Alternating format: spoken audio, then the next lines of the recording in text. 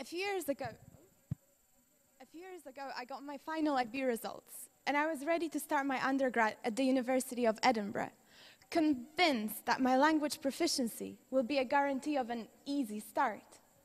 Thinking back to that moment, I realized that my 18-year-old self probably didn't quite grasp the gravity of the situation that is moving abroad to study, thinking, I speak English at a higher level. I will understand everyone speaking English. I committed a common error of equating the level of language fluency with the level of understanding. It turned out to be just a little bit less straightforward. I didn't have problems understanding lecturers, but when it came to less formal or academic contexts, I would find myself in situations when I was puzzled by what was happening around me.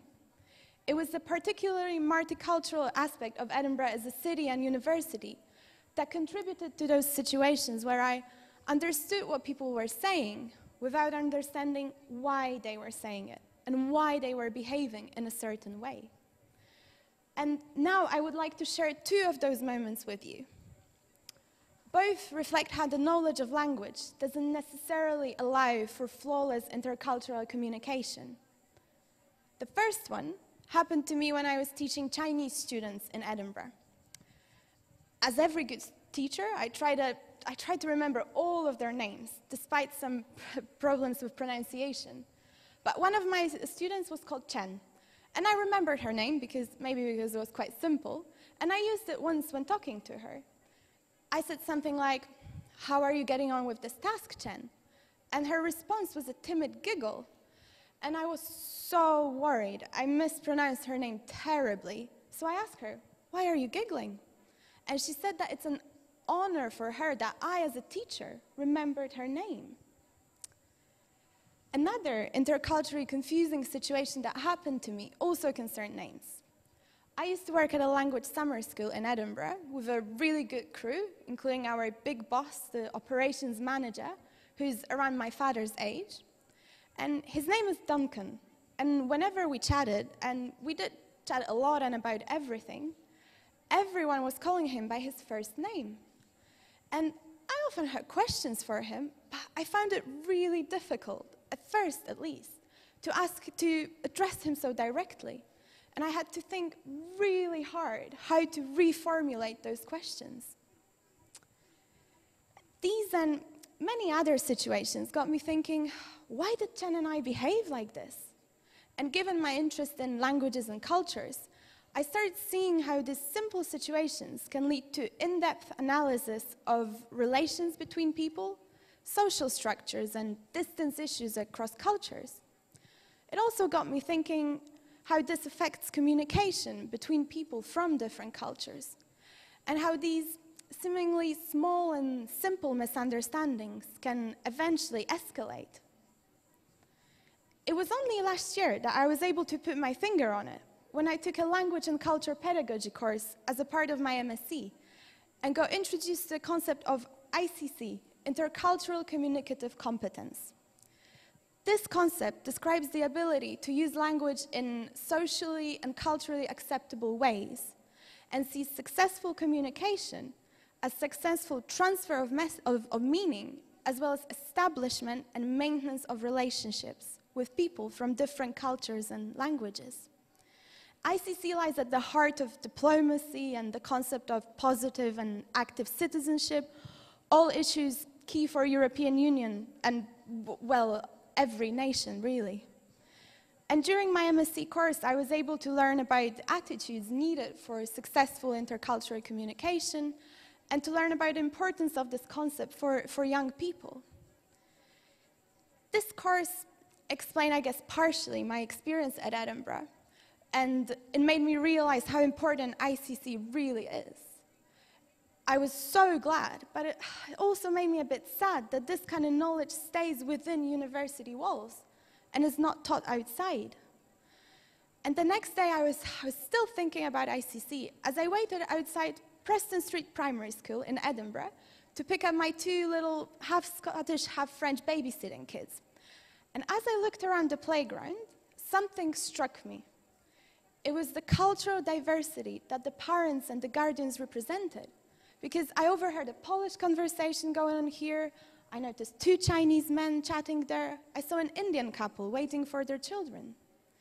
And I was so deep in thought, I almost didn't recognize my Mexican friend who said hi to me as he ran across the playground, chasing after his little son.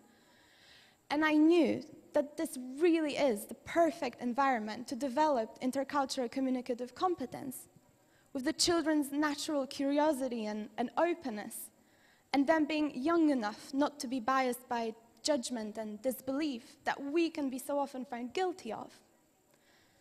But this is Scotland, this is Edinburgh. And what about Poland? What about Warsaw? It's not like this in our schools. Well, throughout my school education, I only had Polish classmates.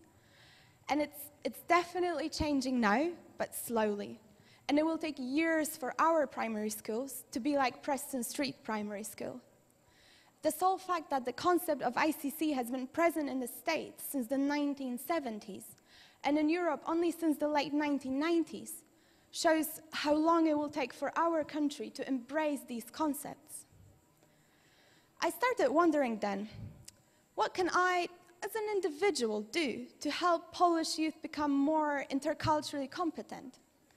And I looked back at my experience at the University of Edinburgh, which was crucial, because that's where I've learned about, experienced, and developed ICC in its most natural form.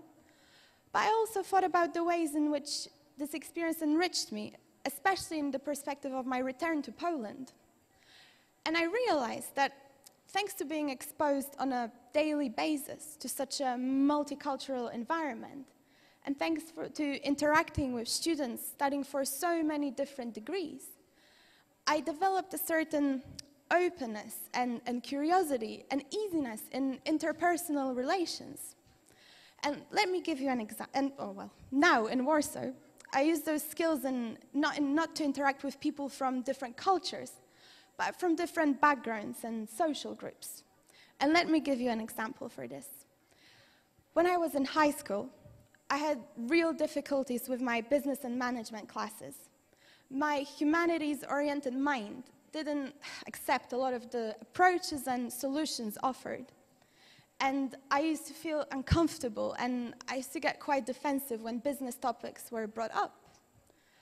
But you wouldn't believe it if you had seen me 2 weeks ago amongst young business professionals at a closing ceremony of a conference taking place at Warsaw Stock Exchange, which is the hub of Warsaw's financial life. And I really only have my time in Edinburgh to thank for making me a more open and communicative person, and, well, a more empowered individual. And so, well, given all of this, I knew that I have to somehow give back, and I have to somehow promote studying abroad amongst Polish teenagers. Because I'm afraid that, at least for a while, it's going to be the only opportunity for us to face such a multicultural environment. And this is why I became an ambassador for the King's Foundation, which is a non-profit organization that, through a peer network of university ambassadors, helps Polish students study at top foreign universities. And in this way, I'm able to stay in touch with young Polish students. I'm able to advise people who are considering studying abroad, to share my passions and my ideas, well, and eventually to give back. And today we're wondering here, what's next?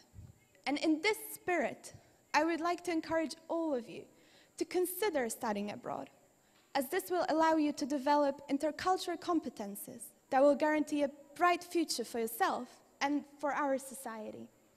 Thank you.